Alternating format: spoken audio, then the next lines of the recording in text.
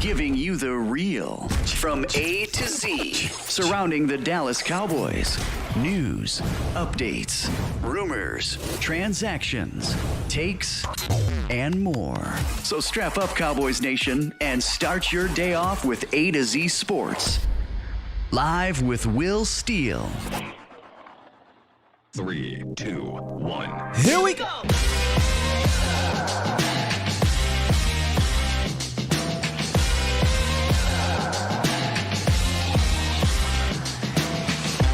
Good morning, good people. Welcome to A to Z Sports Live, presented by the Cochran Firm and Boston Scientific. We're streaming live on YouTube and Facebook. And of course, I am your host, Will Skywalker Steele. Boom!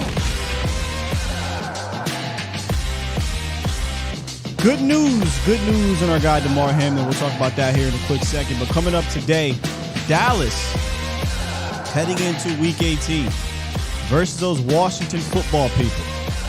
Got to see them improve on a few things, both offense and defense. We're going to we're going to listen to both coordinators talk to us about a few of those things. We'll hear from them later on in the show.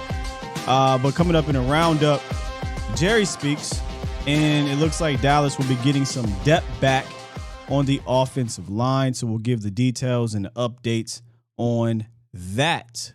But first, good morning, Bomb Squad. How you doing? Bomb Squad! What's up, Renzo? What's up?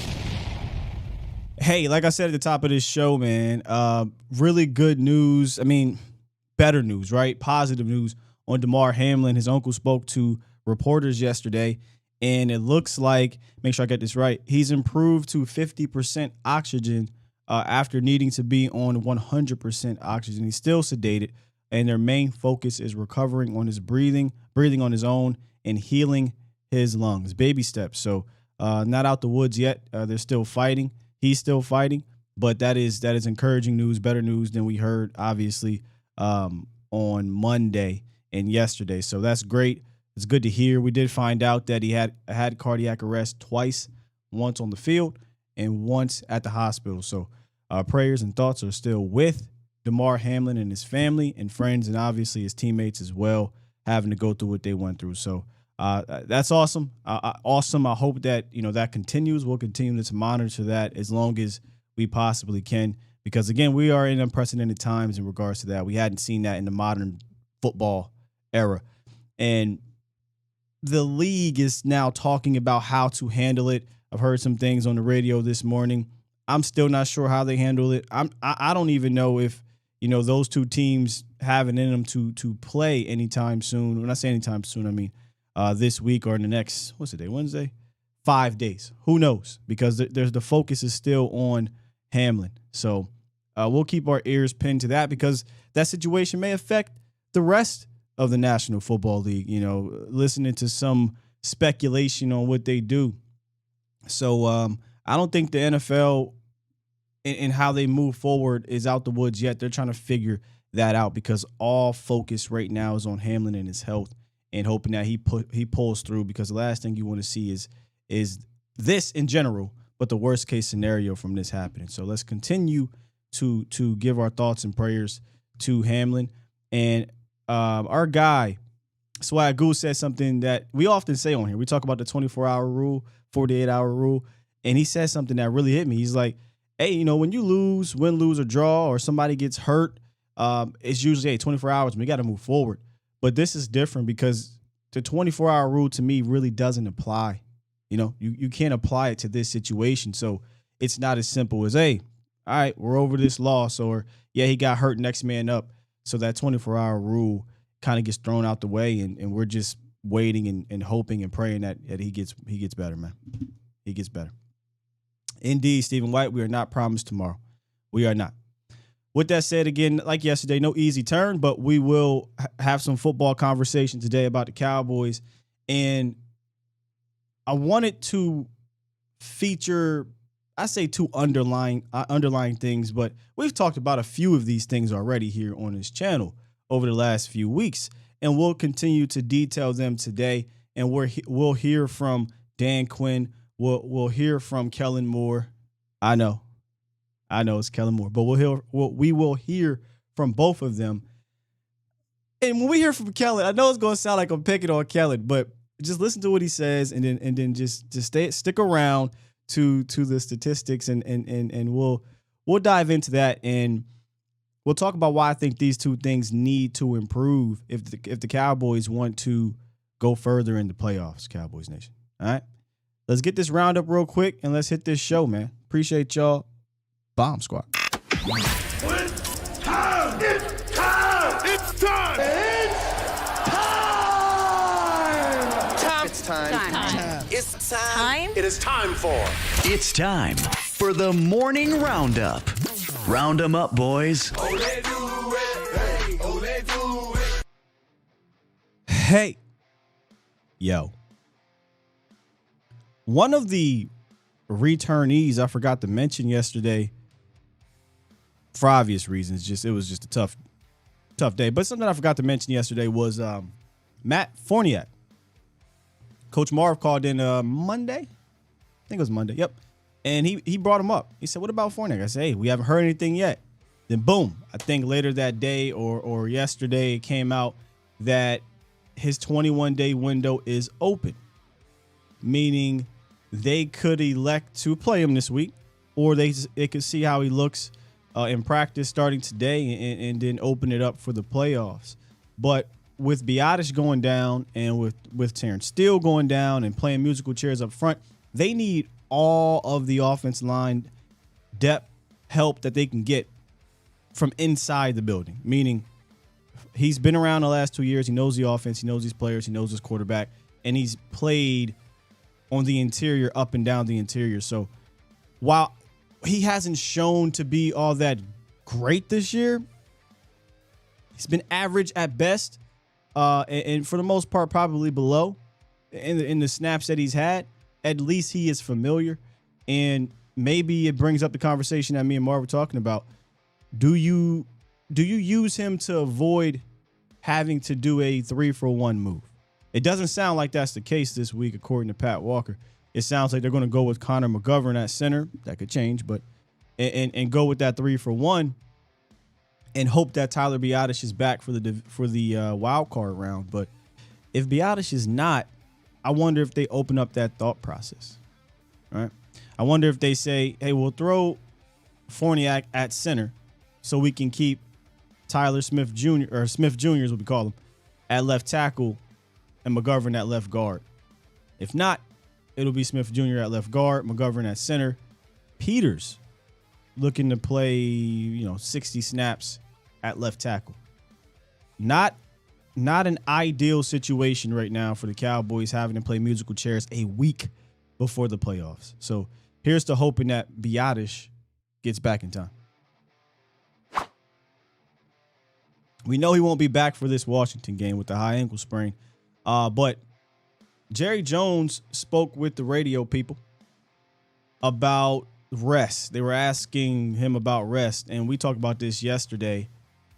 With Philly losing, I don't think you can just rest. And with the way that they set up the schedule, you definitely can't rest. Now, let's say the Cowboys played at 4, well, it'd be Central, it'd be 3:30, and the Eagles played at noon. Then yeah, you have a potential to rest guys. But this is what Jones said. There's too much to play for. I like to have the best advantage going into the playoffs. So I'd like to have a home game. I'd certainly love to get a bye. I would like to have a home game too, but I think he wants a home game for a different reason. I think his mind is on something else. But I would like to have a home game too. I would like to have a bye as well. My thought process to the Super Bowl is the path with least resistance. That means 2 games. That's it. Division, championship. And I know me and Voch make fun about this, the SB word, but we're in the playoffs now. That's what you're playing for. We're here. Now, how do you get there? Right? I'd rather get there with 2 games.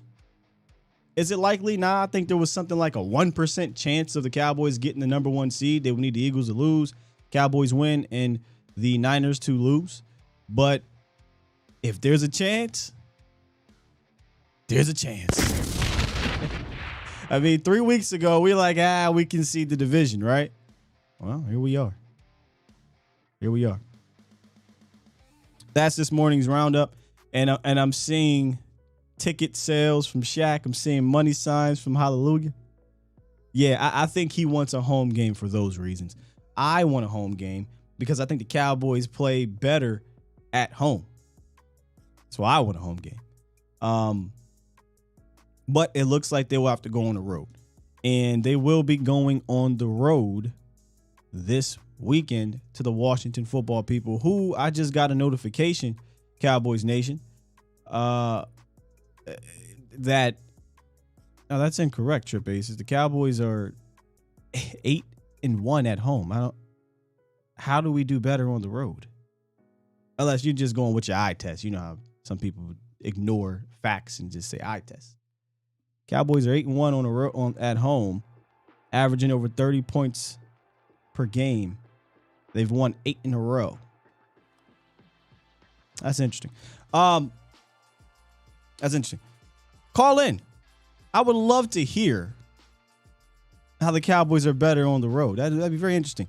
351-999-3787. There was once a time under Jason Garrett where we were a dominant road team for a few years, and we were at home. Lately, though, Cowboys have been pretty damn good. Last year, I believe they also were the number one team at home in points per game, third down, red zone, all that stuff. And this year, that seems to have followed. But yeah, call in general, though. 351-999-3787. I think the thing is, though, if you get a home game, you're probably playing that bad man. But I think I take my chances. It ain't like you got a favorable quarterback if you're going to play Aaron Rodgers or Tom Brady anyway. It is what it is. They're going to Washington. I got a notification today that Washington has benched Carson Wentz again. So I don't know if they're going with Sam Howell or Tyler. Is it Heineke? Cowboys haven't played Heineke yet this year. They played him last year, but they haven't played him yet this year. And we'll see. I guess that'll come down here in a second. But I do know on the other side of the ball, they'll have their defensive front. I think their former number 1 overall pick came back, so we'll see what he does. But regardless who the quarterback is, regardless if the Cowboys get by or no bye going into the playoffs, they got to figure some things out. So it is Heineke? Okay. They got to figure some things out on both sides of the ball. And I kind of want to start with the defense if you guys do not mind. Yesterday, we talked about the pass rush a little bit. And this will all spin the block back to the pass rush. But I think one of the things that are kind of going under the radar is just how poor the Cowboys defense has been on third downs. So I had to go back and just make sure my eyes weren't lying to me. And they weren't. Now, you might say, well, Sky, they're 13th in the NFL. That's not poor. You're right. But just like a month ago, or the first half of the season, if I'm not mistaken, the Cowboys' third down defense was like number 1. If not number 1, they were top 5. So to go from top 5 and for the first half of the year to 13th, I think it's a pretty big drop. And then when you go a little bit more recent, the last 3 weeks, they are last in the NFL. Last in the NFL. Giving up over 54% conversion rate. And I think in Cowboys Nation, we're kind of torn right now on what's more important. Getting to the pass rush, getting it hot again, or stopping the run or whatever. I think the Cowboys have been okay on run defense of late. Now, I know the Jacksonville Jaguars did what they did, but for the most part, they've been okay. But then we also have that PTSD, right? Well, man, the last 2 times the Cowboys were eliminated in the playoffs, 300 yards to the Rams, 169 yards to the Niners.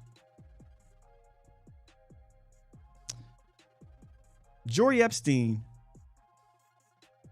asked Dan Quinn about the lack of pass rush.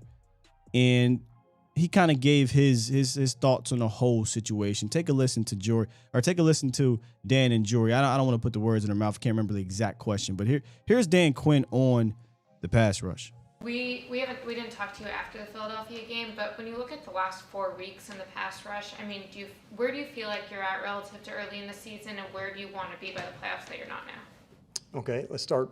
I think from most recent, I thought pressure-wise, it was good to see that in the game yesterday, or not yesterday, but in the game from Thursday, to where the sack numbers weren't as high. I think we had 2, but we were able to pressure the quarterback and knock him off the spot to, in that way, create a takeaway and create some momentum, so to speak. And I thought that helped in on the third down. It really depends week to week. There's some times where a team's really going to be protection conscious to say, hey, we're not going to allow this guy or this guy to go, and it helps in the back end sometimes. Okay, a tight end staying in, a back staying in, and how does that affect it? So on this particular one, Jory, I don't know if it's one size fits all to say every game we'd love to rip it and go, but you do want to have chances to finish on the QB, because in those moments, obviously the yardage is a big deal, but also referring back to what we were talking about earlier, having chances to knock the ball off the QB, that's kind of the icing on the cake, so to speak. So we've certainly got work to do in both our stunts and when we want to, trap a quarterback inside. So it's one of the areas, heading into this week that is still right on the top of my list of things that we want to nail. He said a lot there, man, that I had to write down some of those words. One size fits all. Finish at the quarterback. Essentially, he was talking about the sack fumble. He was talking about trapping. The Cowboys pass rush is not a 1-and-1, meaning it's not just as simple, hey, just pin your ears back and go. It's never been that way. They've always done a ton of stunts. They've always tried to trap the quarterback, and it worked early on. If I had to guess, I think the stunts aren't as clean as they were earlier. I think some guys are hitting a bit of a wall. I think Dorrance Armstrong he's still solid, but I don't think he's playing at that high level that he was before. Obviously, teams are dedicating more assets to Micah, but again, Micah is now at something like 25 pressures in the last 3 games. Yes, he hasn't finished, and that's the other one, but he's getting pressure. We're now trying to create pressure the other way around and finish. That was the other word he said, was finish. And this is why I think it's extremely important for the Cowboys to finish. We talked about yesterday when the Cowboys defense was at the height, when they seemed to be one of them ones, it was because their pass rush was getting home.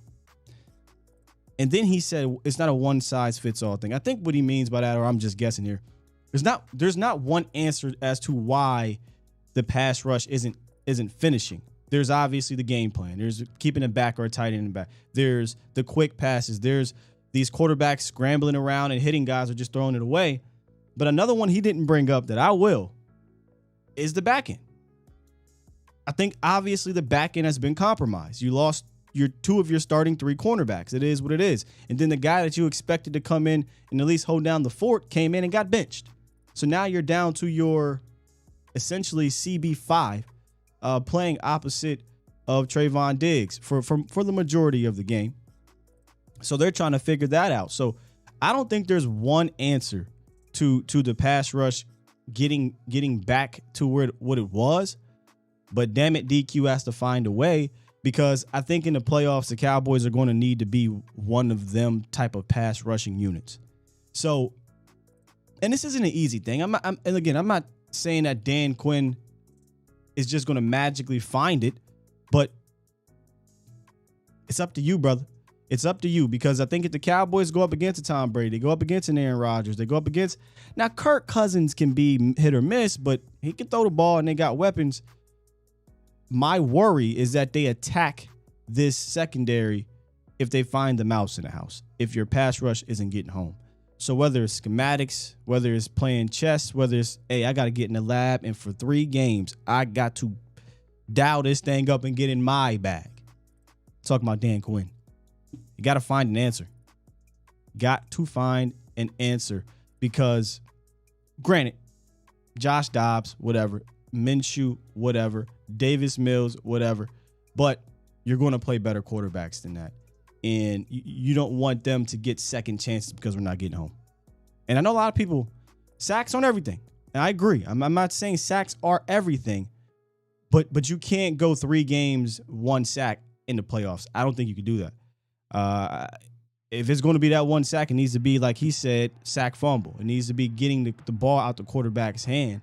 But I think that this pass rush needs to turn back up somehow, some way, and that will help you on third downs. The reason why the Cowboys were so great on third downs was because they were getting to the quarterback. They were getting to the quarterback. It wasn't like, and think about this for a second. That's when the Cowboys' run defense was terrible, right? That's when we were like, hey, man, what are we going to do about this run defense? Now the Cowboys' run defense is better, but the third down defense is worse. Let's hit the phone lines real quick. Pulse of the Nation phone lines presented by the Cochran Firm. Make sure you hit up my guys Larry and Brian down at the Cochran Firm. If you run into anyone on the road, but any legal issues here in Dallas, Fort Worth, or Houston, you can hit them up at 1-800-THE-FIRM or get your free consultation at CochranTexas.com. Cochran cares. Let me get my old head up in here. What's up, OGB Bird? Not much, Sky. How you doing this morning, bro? I'm great, man. How are you? I'm doing good.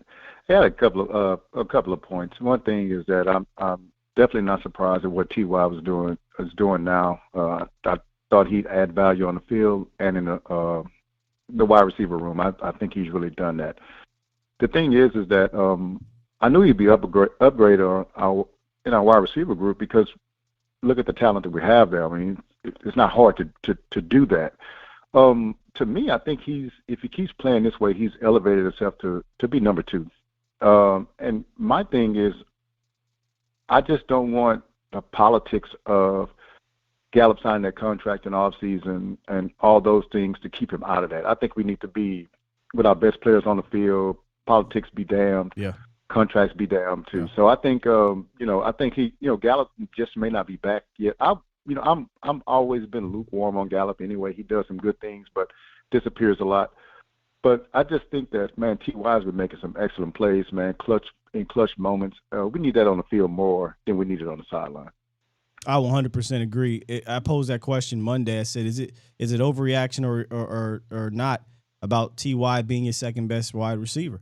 And I'm on the side of it's not. And I think it was McCarthy who said the ramp up is over. He's going to get even more snaps this Sunday. I would give him a full slate. I would say, okay, let's see what we got in T.Y. as wide receiver 2. I know it's against Washington, but give him a chance to show what he can be, at least on film for that wild card game, and just utilize Michael Gallup as a specialty weapon, right? Meaning, third downs, third and longs, he could be a jump ball guy. Red zone, he could be a jump ball guy. But, any 2 wide receiver sets need to involve T.Y. Hilton, in my opinion. Absolutely. One of the things about the playoff positioning, man, is that, we definitely want to win the division and just let everything, win this game this week and just let everything, fall where it may. But one of the things I would tell you, man, is that I've been really leaning to going to Tampa Bay, beating Brady. The reason why I'm saying that, man, is because I know people will be like, man, you could be one and done. But I think if we go to Tampa Bay and beat Brady, I think that would add a lot of confidence in this team right now that they don't have. And when I say that, I'm talking about at the end of last season, how it ended, everybody said, hey, man, I don't want to see the regular season more. I'm ready for the playoffs. You got to prove it in the playoffs. The Cowboys are saying that to themselves also. And so if you go there and beat this icon, you beat this team this guy that's been 7-0 against your team, just think what it would do to their confidence going through the playoffs, man. Sure. And I just think it would do a world of the easy route hadn't been too good for us. You know what I'm saying? I think the expectations are so high. Oh, the Cowboys at home, they should win, they should do this, they should do that. We don't really perform well under those kind of expectations. Let's just be honest. No route has been good for the Cowboys for 27 years. So yeah, you're right. It don't matter if You're it's right. been first seed, wild card, on the road, at home. It ain't been great. Now, I hate this statistic, and I didn't even know this until I saw it earlier this year. Cowboys haven't won a road playoff game since 1992. B-Bird. And I heard that. I heard that also, and that was crazy. That is unreal. And you remember this, I'm sure. In '94, when the Niners won the Super Bowl, remember Steve Young had to, I think it was Ken Norton or somebody, take the monkey off my back, right? Take the monkey off my back. I look at beating Tom Brady in the playoffs as that, right? So there is that. Absolutely. I feel like if you beat Tom Brady, the mentality, the psyche boost that you'll get will be better than anything this organization has had since what, 1992? If we're being honest. Absolutely. Yeah. And Well, it's a lot of, 95, and so what it is, yeah, it's a lot of risk and reward there. So some people might like, well, that's Tom Brady, you might lose, but just think if you win. And that's the thing, man, the confidence boost that we'll get if we win. And my last thing, man, is this, Sky. It's kind of an obscure thing, and I'm going to pick on Kelvin Joseph a little bit here because you talked about it yesterday. Do you know that Kelvin Joseph actually tied for most penalties on the Cowboys this year? And I bet all of them is on special teams. Yeah, most of them are on special teams, and he's tied with Tyler Smith. But if you look in the league, I looked in the league, he has 8, which is tied for 5th. You know, it's a lot of people tied with that. But everybody else on the list above him are offensive linemen. And so the thing about it is that's rare that a special teams only guy can have as much penalties as an offensive lineman who plays probably 90% more than he does. It just tells you kind of like the bad decision making that this young man is making out there on the field, man. It's just he's just been a liability to us. And one of the things that you said that I echo too is you're going to have good plays and bad plays with rookies. You just hope they kind of, balance themselves out. The problem is we just don't get the good with Kelvin Joseph. We get only the bad. And, hey, man, I'm continuing to listen offline, man. I appreciate your time, brother. Thanks, B-Bird. Enjoy the rest of your day, man. All right, man. Yeah, that's the conversation we was talking about yesterday about Kelvin and why I'm not hard on Nashawn Wright, having a day where he was targeted often and was accounted for apparently from PFF for 100 yards. But he also came up with an interception. He also made a play on the ball on a deep ball. I hadn't seen Kelvin Joseph get an interception. I hadn't seen Kelvin Joseph make a play on a deep ball. It's been 4 touchdowns given up, and in the other opportunities, he just hadn't made plays. And I can live with you giving up a touchdowns. I can live with you making mistakes as a young guy, right? But I need you to show that you can make plays around that. And it ain't just me. Dan Quinn needed him to show that. Al Harris needed him to show them that he could do that, and he didn't, so he got benched. 9:04. What it do? Hey, good morning, Will. How you doing, sir? Good morning, sir. I'm good. How are you? I'm great, man. I'm just gonna send a shout out and a quick, just a quick prayer out to Damar, which is it was still a terrible situation. What happened, and my prayers go out to his family as he's still trying to recover, because I still believe in the healing, and everybody must believe that, Yeah, it's still it's still everyone's trying to push through an unprecedented situation and a sad situation. So yeah, we all can use he can use all of our prayers. Yes, indeed. Yeah. And right now, and it's really hard trying to focus on, what the implications are this week, because, for what happened on Monday night, and a lot of people just kind of especially with the Skip Bayless situation, how he just put the whole thing on blast and everything. I didn't think that was right what he said, but yeah, I usually don't address that guy, but one thing I found was interesting was Shannon Sharp did not show up, and I don't know if there's a rumor out there that he's about tired of his stuff. So I'm gonna be real interested to see if he shows up again. Not because I want to watch the show, but I wonder if he's just had enough after Skip pretty much. I even said his name. I hate that I said his name, but disrespected him a few weeks ago. I think that's it. I really think that's it. Because that's pretty much probably the last straw, because he's been drawing at Shannon for years now. And I know. I think that one time when they had a debate with Tom Brady's situation. Yeah, that's the one I'm talking about. That was and that dropped way below the belt. And I thought they was gonna go to blows. Skip is an old man. I know Shannon 53 or whatever it is, but Skip is an old man. He ain't going body slam that man. He'd break him in half. Yeah. But what you got? What you got for the Cowboys? Hey man, truly, I was just listening to the other guy. He was like, yeah, I kind of want to. I have a feeling that we may not get this Eastern Division title due to the fact that I know the Giants gonna lay down, and Philadelphia is gonna win the division by default. That's the way I feel in my mind. Because remember, I told you and Boss last week that they was gonna lose to the Saints, in which that happened. So then I said, okay, maybe the Giants gonna come in there and pull a rabbit out of their hat and then pull out this upset, and then we'll take over. Because the best thing we could finish now is the second seed now, since San Fran came back and won that game in overtime. But we can't finish in the second seed if you think the Giants are going to lay down. If the Giants lay down, we're locked into the fifth. That's it. Right. The only way we can finish in the second seed is if the Eagles lose, the Cowboys win. And then win. We'll possibly play Green Bay or... No, if we finish in the fifth, we're playing Tom Brady. Right. Yeah. Only way we finish in second is the opposite of what you expect to happen. Right. And then we end up probably playing either Green Bay or Detroit. Or Seattle. Right. Yeah. Which I would.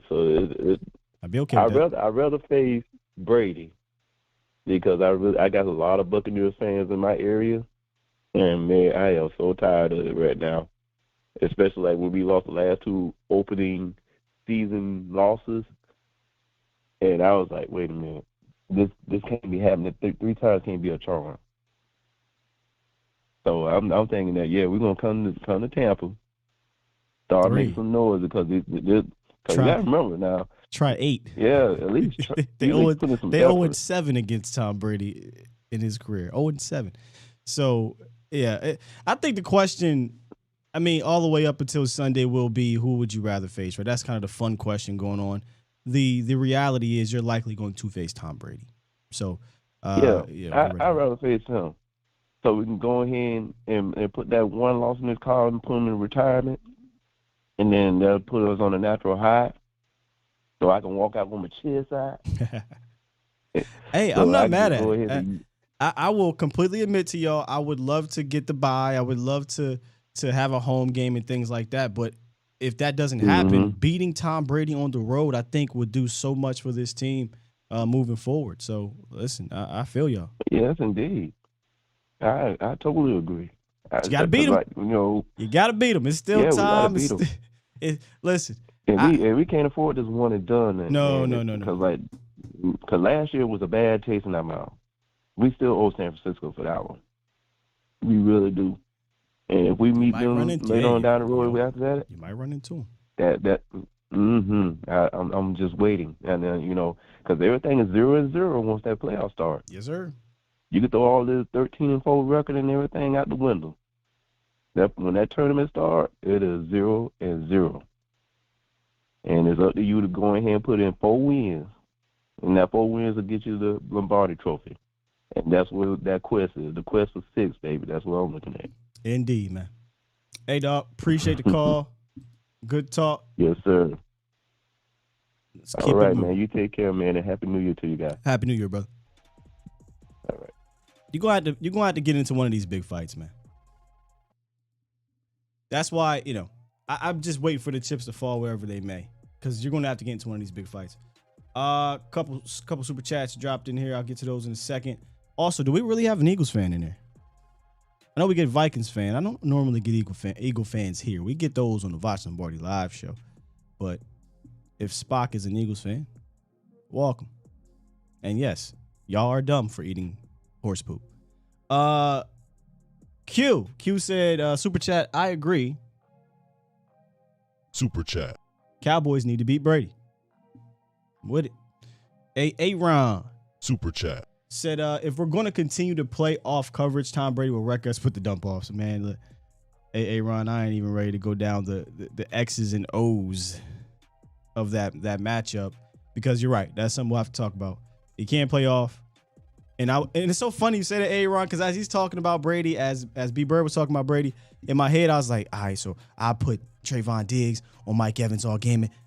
Oh, man, I forgot they got the other cat on the other side. Well, just got to live with that. Cool. We're about to, maybe Julio ends up showing up or something like that.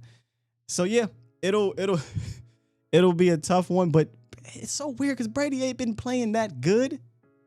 But then he'll just do what he did with Mike Evans out of nowhere. And then it's Tom Brady and it's the Cowboys, so it's like, do you really? Oh, man, I don't want to think about that just quite yet. Let's handle our business first. There was a question Toxic asked me. Okay, what would be the fallout if we go one and done again? I think the heads will roll, right? Maybe Mike McCarthy might have bought himself some time going back to back. And this again, I hate to be having this conversation. I hate to have this conversation right now. I ain't in the playoffs yet. But McCarthy has done a great job, I think, in improving this organization. But he still is not the head honcho, right? He's just not. I think he's doing a fantastic job as a manager. So if he one and done, I feel like if it's one and done and it's Sean Payton, I feel like you got to move on. If it's one and done and it's one of these other young guys, I feel like you got to move on. When I say young guys, I mean one of these young up-and-coming offense coordinators now named Kellen Moore. You got to move on. That sucks because Mike has done the best he can do given this situation. I hate to think about this. I don't know. Let's see what happens. See what happens. God, why y'all so damn toxic? Reek. I ain't even addressing the other one in here. What's good, Reek? Hey, what's going on? What's going on, Skywalker? What's going on, Cowboy Nation? I really believe that Kellen Moore needs to empty the clip, like I said yesterday. He needs to in the playoffs, use these tight ends. Yeah, in the playoffs. Yeah. He really does, you know what I'm saying? He really needs to use this, empty the clip, man, as far as these tight ends we got. T.Y. Hilton, we got new toy. Everything needs to be used. Running backs, everything needs to be, you know what I'm saying? Like, we shouldn't be basic going into the playoffs. Uh-oh. Yeah, brother, we got some breaking news. Got some breaking news, but let me confirm it, though. Let me just go confirm it. The Dallas Cowboys have waived wide receiver James Washington. Person familiar with the move said Washington injured his left foot in the spring, fractured his right foot in training camp. Too much missed time on offense disrupted Texas native tenure with his childhood favorite team. Healthy scratch past 2 games. So James Washington has been waived. Not really much of a surprise to me, especially with him being inactive the last 2 weeks and T.Y. Hilton firmly implanted in this offense. Michael Gallup, you got Noah Brown. You got your top 4 guys plus these tight ends that you were talking about, Reek. So they went ahead and waived James Washington, who honestly, like I said, anything he gave you was a bonus. Literally. I mean, like if he got into the play, that was a bonus because he hurt himself early and he got back too late. So James Washington has been waived. You can go ahead, Rick. Well, deuces. James Washington. Right. You ain't coming here and do nothing anyway, man. Nothing. You came out of the locker room in training camp and hurt your ankle. But my thing is, I really want Kellen Moore to get creative, and at the same time too, I hope he calls good games in crunch time moments. Because going against a person like Tom Brady, you got to have your A game. You got to, especially against their defense. Their defense is seasoned. They won the Super Bowl. They know what it takes to win the Super Bowl. They still got a lot of those guys on that team, and them 2 linebackers looking real goddamn good right now for them over in Tampa. And with Dan Quinn, he's got to show his worth too. You know what I'm saying? It's like, yo, man, you need to get your rotation game down and who's going to be where on that defensive line. And Micah Parsons needs to be used like the queen again. He needs to be all over the field. He doesn't have to be on one side of the field. He needs to do something to get this defensive line to moving, stopping this run, and getting at the quarterback. Because the one thing I always understood about people playing against Tom Brady, especially those old school Giant teams that played him in the Super Bowls, They always got pressure in his face. They made him so uncomfortable to where it's like he couldn't just step up in the pocket. They pushed that pocket in his lap. Yeah. He's not going to run. No. So No. my thing is this, man. They just need to get in the lab and figure this thing out, man. Whoever we play, let's get ready to rumble with whoever we got to go on the road. We got to go on the road. Let's do what we got to do, man. And our business. Not play with our food. All right, y'all. Peace. Appreciate you, Reek. Facts. You talked about Dan Quinn. And earlier we talked about Dan Quinn and the defense having to clean up their third down situation. They're last in the NFL in the last 3 weeks. And even before that, you can see they weren't as dominant on third down. But on the flip side, the Cowboys have been fantastic on third down. I think the Cowboys are somewhere like top 5 or top 8 right now, maybe even 3 or something. They're somewhere around there in third down. Think about that for a second. Since Dak Prescott has come back, they're number 1. But since Dak has come back, the Cowboys prior to Dak coming back in the first week, about 1 through 6 or whatever it was, they were like 29th, 30th on third down. And now they're in the top 5 or something around there. That's crazy. That's like the exact opposite of the defense being top 1, 2, or 3 to now 13. It's even bigger of a jump. And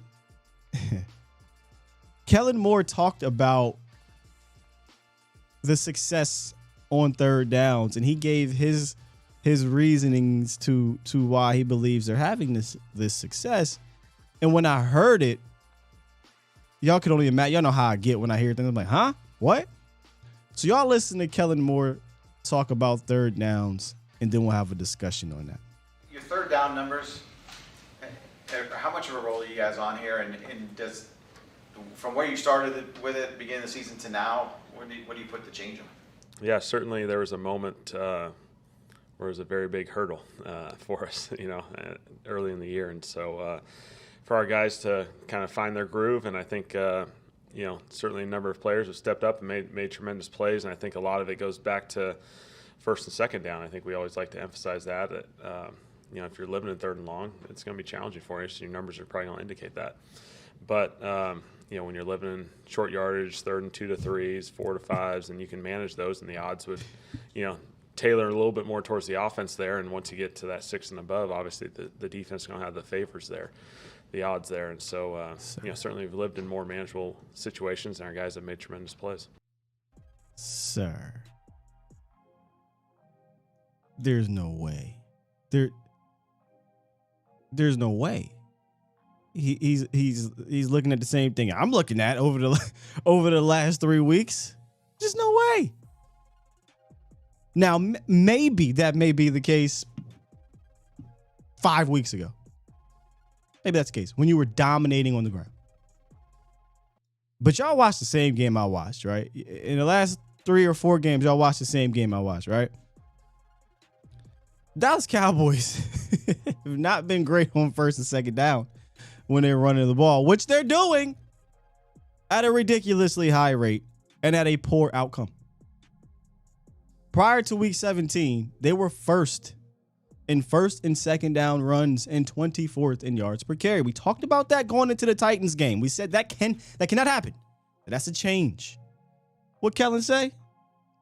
You gonna tell me what to do. 19 runs on first down for 1.7 yards per carry. Fool me once. Shame on you. Fool me twice. Shame on me. This is 3 weeks in a row now. I said last week, I'm getting nervous. I'm getting a little bit worried that we're getting a bit lazy via the run game. Don't get me wrong. I understand that there was a point in time in this season with this team that our bread was buttered by running with 2 of your best backs with one of the best run blocking offensive lines. It's not been the case over the last month of the season. It's not been the case, y'all. Last 3 weeks, the running backs are averaging 3.8, 3.0, and 2.6 yards per carry. What bugged me, though, was that He just completely ignored the facts of the matter on first and second down and said, yeah, we're great on third down because of our early down success. That's not true. You're great on third down. And I want all y'all who don't like this man to look at me in the eyes when I tell you this. Because of Dak Prescott. That is why you're great on third down. Not because of some scheme, not because you're getting to 3rd and 1s. Because of Dak Prescott. Dak Prescott is second in the NFL, only to Patrick Mahomes, on first down passes thrown on third down. He's first in the NFL in first downs converted via the pass on third and long. This ain't your early down run success or early down success rate. It's your quarterback. And we're in 3 games now in a row where we're like, hey, dog, save us. And when I talked about lazy, right? I don't like the fact that we're getting lazy. It ain't even just the predictability of being lazy, right? We running the ball on first and second down at that type of rate is ridiculous, number one. But the how. Go watch the Titans game, y'all. Go watch it. We're lining up tight ends. We're just running. We're in shotgun. We're just running. Ain't no more creative. Like I don't know how many times I got to say this. When you go up against these type of lines, you cannot be lazy. You don't got those horses. And now Terrence Steele is out. Terrence Steele was out, and he was your best run blocking guy on the offensive line. Period. You got to be more creative. You just have to be. The Titans are, and this is respect, all due respect to the Titans. They are a fantastic run defense. The Eagles weren't, but they were better. They were a better run defense. There's no doubt about it. And you're going to run into an Eagles front. You're going to run into a 49ers front. You're going to run into one of these fronts. You're going to run into a Tampa Bay front. And you can't be mano-a-mano. You just can't. Now, there's going to be times where that's called for, but for the most part, you need to be schematically creative. You got the horses to do it. And let's say, okay, well, we can't run as much as we want to. And this goes back to what I was saying last year when everybody was talking about we need to run the ball 35 times or whatever. And I stand on this, period. I don't care how good you are running the ball. I don't think it's about the volume. And that's the problem with this team. They want to hit a number. Let's hit a number. Let's hit 30. I don't care about that number. I care about the efficiency. And Kellen Moore did bring up the efficiency. But I think in order to be efficient, the process to get there has to be better. How can you be efficient, bro, when you're lining up in shotgun against 7 or 8 man front and saying, hey, you go block this dominant run defense? Don't do anything creative. Here, Zeke, you just run up the middle. Can't do it, won't do it. So, yes, Dallas has been fantastic on third down because of your quarterback. But I don't want to see that continue. I do want to see the success continue. I don't want to see the process to it continue in the playoffs because you're going to run into a team that doesn't allow you to be great. And what if Dak isn't great on third down that day? Now, what we're going to do, we're going to blame the quarterback. So that's where I would like to see them improve, is the process on early downs. If you're going to run, if you're going to hit this number, hit it with some creativity. Run with a purpose. Set this thing up for later type of situation. Oh, 100% it is toxic, you know. Yeah, everything is good. So I know some people were wondering what was going on yesterday for the Lombardi show. We got a call down because of the situation with Damar Hamlin that they wanted to just give it a pause. Just give that day give it a pause. All right, we got a couple callers. And we're going to head up out of here. 609, what it is, what it do? Yo, what's good, Sky? What's up with you? All right, so you just hit the nail on the head about the run game, and I was going to bring it up, but you just brought it up about Terrence Steele. As soon as he went out, like, you just see like the lack of efficiency in our offense and our run game. Like it's not as smooth as it used to be because we don't have Terrence Steele mash and shit. Like I don't watch the film, but I watch Vosh watch the film, and like, you know, that boy was moving people. You know? Yeah. Terrence Steele was your best. He was your best run blocking offensive lineman, and he was battling Terrence. He was battling Zach Martin as your best offensive lineman. Seriously. Right. No, yeah. Like I said, I don't watch the film by myself. I just watch it with y'all, you know, you and Voch and shit like that. And like, it's very obvious the work he was doing. You can see when he got hurt, you know, you can't run the ball as good. It's the same thing on defense. Yeah, I was thinking about it earlier. I haven't checked the stats, and I really haven't watched the film like that since then. But we lost Anthony Brown, and our defense is a little bit suspect now. You know, people was hating on Anthony Brown because he gave up one deep ball a game. Whatever. Let him fucking give up that deep ball a game. But it was a good defense still, you know? Like, he was locking shit up besides that one deep ball a game. AB, it wasn't his best year. I think AB struggled this season, but no, for sure. But for sure. I think you'd rather have him right now than the alternative. Sure. You know? Yeah, I think that's my point. Everybody's so quick to get rid of AB. Oh, cut AB. Well, no, but here's the thing. No, you don't cut him. That's stupid. AB has some value because he can be a quality depth. What you would have liked to have seen if AB did not improve was, okay, let's see what these young guys got, right? And then you get a chance. Slide him somewhere. And you get a chance, right? And you say, okay, well, this young guy doesn't have it, but I got AB in my pocket to put back out there. Or I could put AB in the slot to continue to bring some value to this team. When you lose him altogether, you don't have a fallback plan. So, you know, you can have two arguments. You can have hey, I would like to see what one of these other guys can do. See if we can improve at the position. But I don't want AB to be cut or be injured.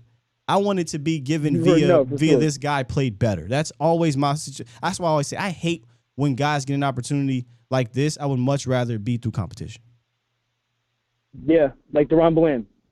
If Jordan Lewis doesn't get hurt, I find it very hard to believe DeRon Bland isn't on the field if Jordan Lewis doesn't get hurt. I think DeRon Bland would still probably be starting to this day if Jordan Lewis, you know, didn't get hurt. Like, I think he would have won the job. Like, he had such a great camp. He had a great couple of snaps when he came in, you know, against who was that? The Commanders. He came in the first game. Yes.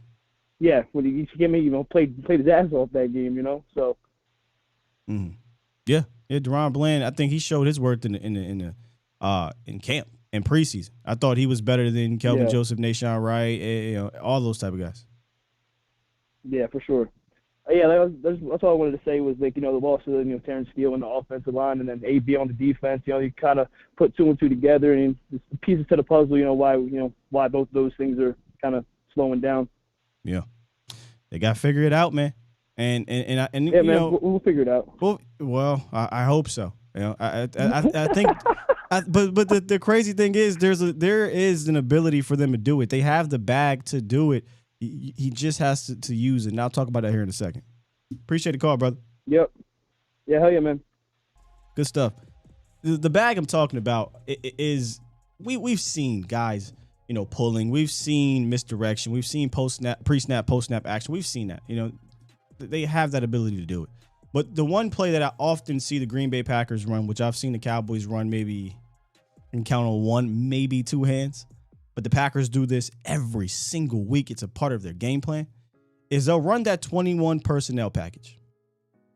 And they'll mix it up. One time it's Corey Dillon. Woo. A.J. Dillon. I might show you my age a little bit. A.J. Dillon. They'll do 21 personnel. A.J. Dillon will run kind of a orbit motion like behind Aaron Rodgers. They'll do an RPO type of thing. Depending on the look, they'll run it. If it's a favorable pass look, they'll pull it and they'll throw it out there to A.J. Dillon. Another play, another drive, they'll motion Aaron Jones. They'll play action to Dillon. They'll throw it to Aaron Jones. That's their way of getting what we call extended handoffs. That's their way of getting easy yards. Screens. Oh, my God. Those things that the Cowboys seem to be allergic to. Like, those type of things can help mitigate, okay, maybe we can't run like we used to run. But how can we still run without doing that early? Right? I'm not talking about on third down. Early. on first down so you can get to second and favorable, third and favorable, or you don't get the third down in general, you know. But lining up and just thinking you're going to just – you don't have the Eagles' offensive line. Not even close. So, yeah, man, Corey Dillon was he was a cannon. I don't know why we're allergic to those. I don't know. We have it. We've seen it run. But I watch that team. That's a weekly thing. That is a weekly thing. It's a part of their bag every week. They make you have to prepare for that. And it's an easy read, right? Especially if you get some pre-snap motion going with that thing, it's an easy read. Okay, boom. You followed CD Lamb over. I know you're in man coverage. That tells my wide receiver over there, if I actually run a quick slant here, I can make that linebacker have to go around me, and that gives me an easier outlet to the running back, and now he can get some yak. You know what I mean? Tony from Tampa Tom. Long time no speak. What's up, man? Tony from Tampa, man. Hey, look, I just took my head out the sand after that 49ers loss in the playoffs last year. Damn, so it's been that long. Woo. Yeah, man. I just pulled my head out the sand, man. I was hurt, man. It drained me, man. We all was, but, man. I've been keeping eyes on you. You know that. You know, you number one Cowboys blog, so you know I keep eyes on. Appreciate you, big dog. You know? But look, all I gotta say, man, is everything you saying and all that. You know, the players gotta want it, but the coaches gotta want it too, man. You know, the coaches, it goes into the coaches they gotta want it, man. You know, they you know, the coaching staff, all that's a coaching issue, man. That's coaching issues, man. You know, Kellen Moore, everybody talk about how good, man. Look, Kellen Moore, man, we need to move past that, man. You know, we need to move past it. We need somebody more creative, just lining up in a cloud of dust. That's old, man. That's dead. Well, you know, nowadays, that's dead. The problem is he has some creativity to him. It's just the manner in which he uses it. Like randomly, we'll do a double, triple reverse, or he'll have a series where we're doing the pre-snap, post-snap stuff, and we got CD moving, and then the rest of the game, it's like where to go. Or for a whole nother game next week, we're like, where to go? He's young still, and he's trying to figure himself out. And like I said before, that's fine. I'd just rather be elsewhere. But let's see if we can get him to get in this bag for what, y'all, 4 games, and then and we'll see what happens. Yeah, I mean, it just be seeming like sometimes, man, like it just be seeming like Dak be holding that ball too long, man. Like, you know, he designing plays, man. Like he know he going up against a good pass rush or whatever, or a good team or whatever, and he not designing nothing like to just, you know what I'm saying, get the ball out of Dak's hands, man. Like sometimes Dak hold it too long. We don't have a quick game offense. We don't have that. We need that. We don't have that. We have a developing play offense, and unless it's a blitz, if it's a blitz, that's where Dak knows, all right, boom, I can get it out to my running back, or if it's an offsides play or something like that. But for the most part, most of our passing game concept relies on these plays having to develop for longer than 2.5 seconds. That ain't gonna work, man. Not against that 49ers pass rush. Not against that Eagles pass rush in the playoffs. When they really want it, you know what I'm saying? They really want it. They coming. And, man, we got to get that ball out of his hands. They got to, man. They just go to the coaching issue. That's all I got to say. But man. there's to me. Let me see. I keep hearing you harp on got to get the ball out of his hands. Why not? They also got to block better, and they also got to get open. Because while I would like to have a quick game offense to insert when you're running into these pass rushes, I don't want my entire offense to be built around quick game, especially when it's not built around quick game. Like our offense isn't built around that. So see the reason why hold on. You're gonna need your offensive line to block better sometimes. You're gonna need your guys to get open sometimes, because you know what happens when that happens? You get 3rd and 50 converted. You get 3rd and 8 converted. So on third downs, sometimes you need those 3rd and long plays to develop. So I think it's a two-way street here. Yes, you need a part of a quick game offense, but then you also need these guys to block better, or you also need these guys to get open, and that's why T.Y. Hilton is important. Yeah, I mean, you need them to do that, but they ain't, though. You know what I'm saying? So when they ain't, when they ain't doing stuff, You got to design stuff to, to cater to they, you know what I'm saying? To cater to they, because we don't, they're not acting like they who they are. So, if Dak holding it too long and you haven't developing plays, you got to throw some quick plays, some motion, you got to confuse these people, man. We're not disagreeing there. We're not disagreeing there at all. We're saying the same thing. I just think you're passionate about the quick game. I'm with you. We need to have a quick game, but it can't be your offense. This ain't Tom Brady. We ain't built like that. I'm gonna say this before I leave, man. Every Cowboy game, right? I look at the TV, and the most times I'm yelling is when I'm saying, "Dak, get rid of the ball." Oh, they coming. Get rid of the ball. Like, it's like, man, Jesus, man. Yeah, I don't understand that thought process because Dak Prescott is number 1 in the league on third down. I'm not upset with Dak holding the ball, waiting for guys to get open, unless he's just not seeing things. Like if he's just holding the ball. That ain't that fault, man. But you can't say get rid of the ball and now it's incomplete throwaway. Now we punt.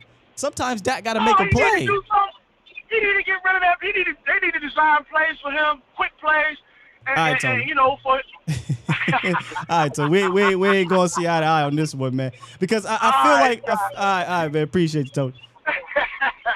I feel like fans, because we had another call like that before. Get rid of the ball. I promise y'all, go watch the film. It's not that simple to just throw the ball away. Nobody's open. I gotta wait for somebody to get open. If you say we need to have a quick game, that's one thing. But then to complain that your quarterback has to hold the ball and wait for somebody to get open, we want him to do. And if it's a guy that I would like to, hey, man, if I got to wait an extra tick, it's this guy. This guy can throw the ball, man. We ain't got Cooper Rush in there. If it's Cooper Rush, that's a different story. Cooper Rush, I don't think he can make those type of plays. But I think that maybe you're yelling at the TV for Dak to get rid of the ball. Go watch the film, and then I think you have a better perspective of why he's holding on to the ball. But I agree, we do need to have a quick game, a part of this offense. I just don't think this offense is quick game designed, right? Like, we don't have the Cole Beasley. Now, T.Y. may be that guy, right? But we didn't have a Cole Beasley coming into this season. We didn't go out and get that guy. The quick game would have been to tight ends, and we weren't getting much yak with a Dalton Schultz earlier on. I don't think you can build around that with this offense, but I think you need to have a portion of it. Does that make sense? Like, we do need to have that in the tuck, right? Like, hey, man, this pass rush is here. Let's go to our quick game part of our offense. But at some point, you do need your offensive line to block because you have plays that do need to develop. Like, every play can't be a hook. Like, we can't on one hand be mad at these dudes for running hooks all game and then say, well, damn it, all they do is run hooks. But that's what you just basically said you want, is kind of this fast pace or this quick offense. So there are two discussions to have, and I try to provide that often, as opposed to being stuck on one side. Is all I'm saying. Get rid of the ball, Dak. I know you're first on third downs and got the most passing touchdowns since you've been back, but get rid of the ball. We can't do that. Can't do that, man. Yelling at the TV, yelling at his Bluetooth, yelling at his dog, yelling at his ex, says L. Yeah. All right, man, before we get out of here, let's talk to our guy, Dubai Sky. If you are one of the 39 million men that suffer from ED, Boston Scientific created edcure.org to help you find your best cure. To get started, go to edcure.org, take the quiz, learn your severity or risk of ED. And if you've got a condition that puts you at a higher risk, you'll find customized content. The fastest way to find your best cure is to contact an ED specialist by browsing a list of experienced physicians in your area. Visit edcure.org. Brought to you by Boston Scientific.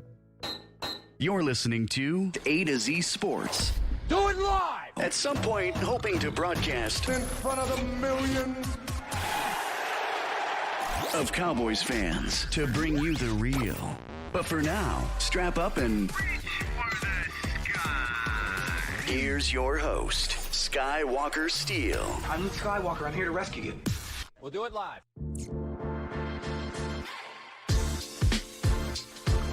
That's one thing I would like to see him do a little bit more of, Danny. And he has been. And that's running. And not necessarily deliberately, but when I say deliberately, I mean not in RPOs, not design runs, maybe like 2 of those. But literally just taking off like he did in Philly. Dak not done yet said we can't say get rid of the ball faster, but then on the other hand get mad that we are running timing routes. Let me add to that. We can't say get rid of the ball faster, but then be mad that we don't have explosive plays. I just don't want to nerf this offense even more. I trust my quarterback enough to make something happen. Maybe that's the problem. Maybe that's my problem. I just trust Dak to make something happen. But I don't want to put everything on his shoulders. So that's where the other side comes in, right? Get the rock to Tony Pollard. Get a little the orbit motion we were talking about, right? But that can't be your offense to me. That has to be a part of it. Yes, party with the stars 214. We hit our news button earlier. There it is.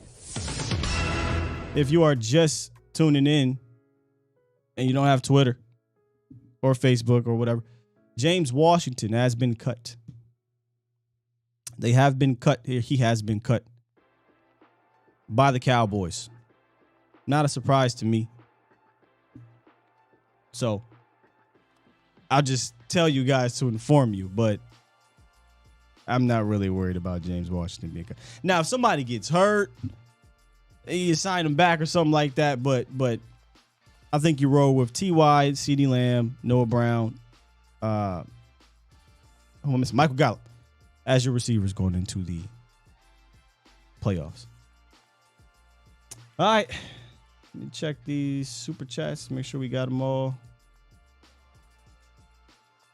One more. The Friendly Neighborhood. Super chat. Appreciate you. He says, I wonder, the Friendly Neighborhood is something. They ain't really showing me. I wonder why the Cowboys don't run both running backs on the same plays, give the defense something to think about. They do. Probably don't do it a ton. And the crazy thing is, though, I'm just talking about that one specific play. But there was a point in time earlier in the year where the 21 personnel, like the yards per attempt or whatever in that personnel set was their worst. So it wasn't going well. I'm not saying they need to do it all the time, but that one package that the Packers run, they run it at least 5 times a game, probably. At least. But the 21 personnel set often, I don't know that they need to do that. They just need to incorporate some things out of it. But I think with T.Y., I think you got enough to make your 11 personnel set more challenging than before.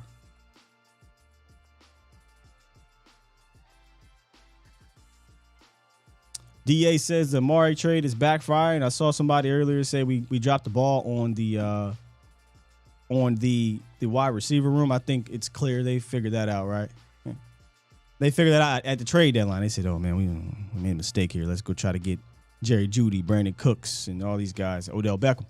So, yeah, they acknowledged it without saying it. Because I think they're waiting to see what happens with the rest of the season, right? The Cowboys going to win the Super Bowl. Nobody going to talk about that. Oh, but if they lose in the playoffs and the Cowboys can't score or something like that, or receivers aren't having a great game, or Lamb is doing everything he can, but nobody else is stepping up, best believe that will come back to bite them. But if it's the other way around, they'll be like, see? And I hope it's the other way around. Honest question, did Washington catch any passes? I don't think so. I mean, I know they threw him one, and he got his bell rung, so maybe he caught that. But I don't think he did. I don't think he caught a pass. Super chat. Toxic said, another quality Stephen Jones free agent is gone. Shocking. when you shop at the bottom of the barrel, 9 times out of 10, that's the outcome you get. I think they got lucky last year with the J-Ron Curse. He had a Pro Bowl type season, so that was the luck part. The other part was you got who was it? 91 Watkins. I thought that wasn't luck. I think you got what you got from Watkins, and then Malik Hooker came along as well in that grouping.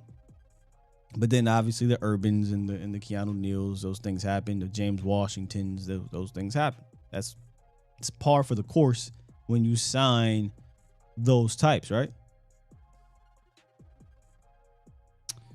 He dropped one. So that was the one he got his bell rung, I think. So I see Spock in here again. Spock, are you an Eagle fan for real? Or is this like a troll name? Because this is Spock, can you save me? Because at the end of my thing is Skywalker's here to rescue. Woo! Can't shop at the Dollar Tree and wonder why they don't have Gucci. Oh, you're not an Eagles fan. So you've been in here? See, I read your Eagle. Yeah, my bad, Spock. My bad, bro. I just not familiar with it, big dog. Appreciate you being here and being a Cowboys fan.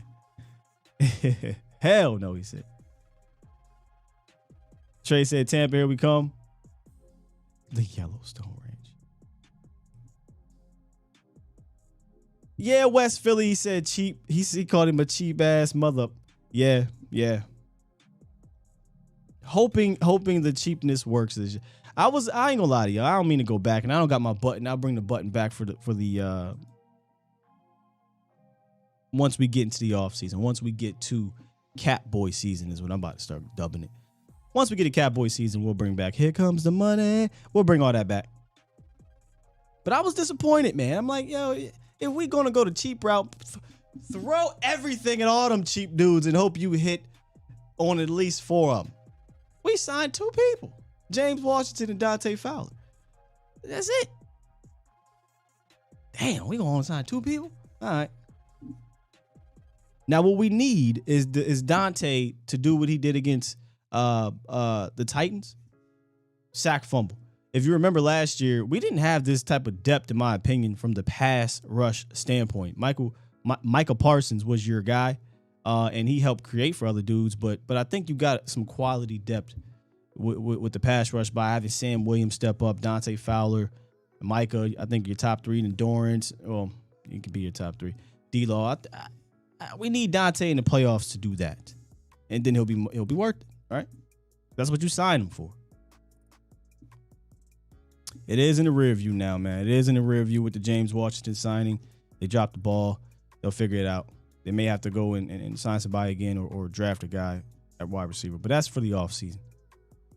Cowboys are preparing for Washington. And we talked today about the offense and defensive coordinator having to improve on some things. Right? Having to improve on some things. And if they do that, I think we back in the running of not really. I know we're going to question the team in general, but having more confidence in said departments for that team. Well, Barr and Hilton, I don't count as a Catboy season. That Barr happened 2 weeks before the season, and then Hilton literally happened 2 weeks ago. I'm talking about Catboy season. Same thing with Peters. That happened right before the season. Cowboy season. Cowboy season, we signed 2 guys. Then we were forced. Oh, snap. Our linebacker room ain't that nice. Barr. Oh, snap. Maybe our depth at tackle ain't that great. Maybe we'll get the 40-year-old Peters. Oh, snap. Maybe our receivers aren't great. Let's go try to trade for guys and get Hilton. That's more reactionary. Yeah, I don't give them credit for that. Sorry. Sorry, not sorry. But all right, y'all. It's been a fantastic show.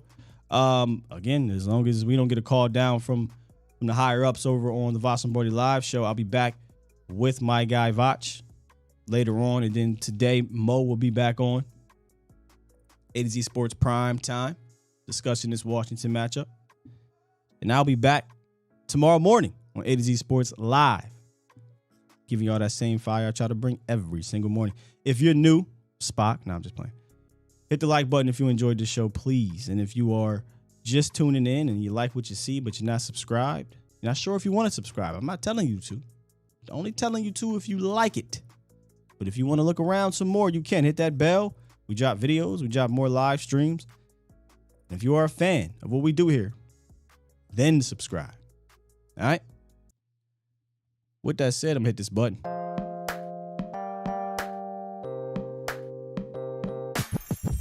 Get up out of here. Y'all been great. Yeah, I believe Vox is going to be doing a Patreon, breaking down some of the film later today from the Titans game. Y'all don't want to miss that, man. Make sure y'all sign up for my guy's Patreon account. Fantastic stuff there. We out here. Peace. Love you.